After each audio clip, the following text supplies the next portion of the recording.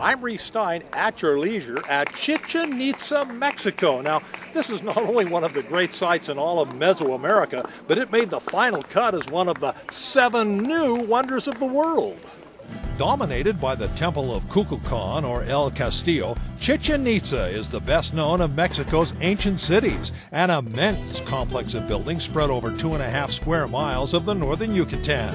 It's been a must-see for tourists for more than a century. It's a World Heritage Site, and in 2007, Chichen Itza was voted, along with such as the Great Wall of China, the Taj Mahal, and Roman Colosseum, one of the new 7 wonders of the world. Chichen Itza more than lives up to the hype.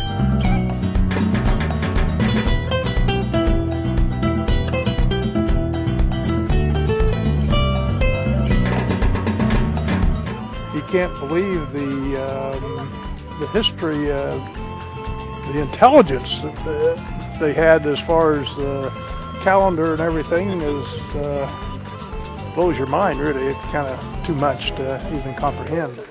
John and Linda Cameron own a Salt Lake construction company and are overwhelmed by the architecture here. As a builder, it's very, very impressive.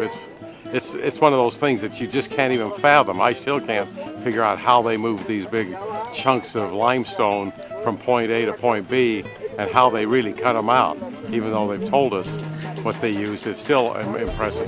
I think that the way they built these, by the blood and sweat of man, and pulling things on their back and pushing rocks uphill, it's totally amazing the quality that they can build. We build buildings that last, you know, if we're lucky, 100 years. And these have lasted for thousands and thousands and will continue. Sally Wilking spent her life in human resources and is a bit taken aback by the violence of these ancient cultures. The sacrifices where they ripped apart the sternum and reached in and grabbed the heart. What did they do? They burned the bodies and threw the bones down the wells. And, oh dear.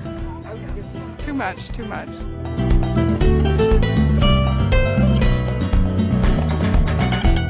While visitors are kept at arm's length from the Chichen Itza ruins, we are allowed to ascend the newer and less developed El Castillo at the Coba ruins, several miles away. 113 steps lead to an impressive view of the surrounding country. I'm going to make it, and that's the prime aim here.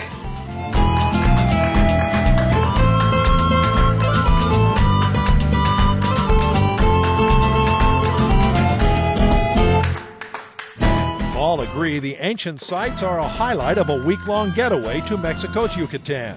We're based at one of the seemingly endless string of resorts along the 200-mile-long Caribbean coast, renowned for its white sand beaches and turquoise waters. This place normally hosts thousands of sun worshippers, but the slumping economy and concerns over that pesky H1N1 thing have kept people away in droves. 2 months ago, you went ahead to get here early in the morning to grab one of the hundreds of beach chairs at this particular resort. Today, the place is virtually empty. 2/3 of it is completely shut down, thanks to swine flu. Because of the swine flu, I guess a lot of people didn't come, but we did, and it's worked out very well. We've gotten to do everything we want to do. And we haven't got sick yet. And none of us have gotten sick yet, at least physically. Prices on all-inclusive packages, including airfare, plunged this spring, making paradise even more attractive. With everything included, you just never worry. When you're hungry, you go eat. When you're thirsty, you go get a drink. When you're not thirsty, you go get a drink. When you want to go in the water, you go in the water. Just whatever, whenever, as much as you want or as little as you want. A lot of activities. You can go scuba diving, snorkeling, kayaking. Everything's here. Bicycling, whatever you want. 7 days of heaven.